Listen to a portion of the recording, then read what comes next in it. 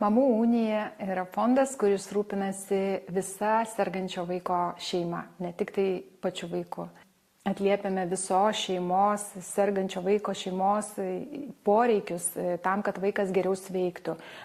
Mes teikiam apgyvendinimą šiuose namuose. Labai daug reabilitacijos paslaugų, kur vaikas gali sveikti ir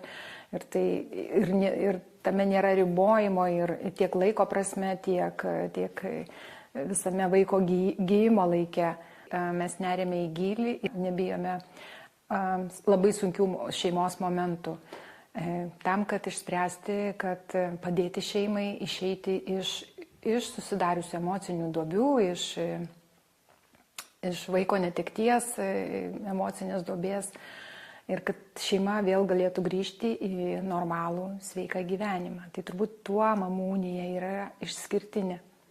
Mums labai svarbu gyventojų, žmonių, verslo, pasaulio lietuvių parama ir prisidėjimas tam, kad šitie namai gyvuotų ir vaikai galėtų sėkmingai sveikti.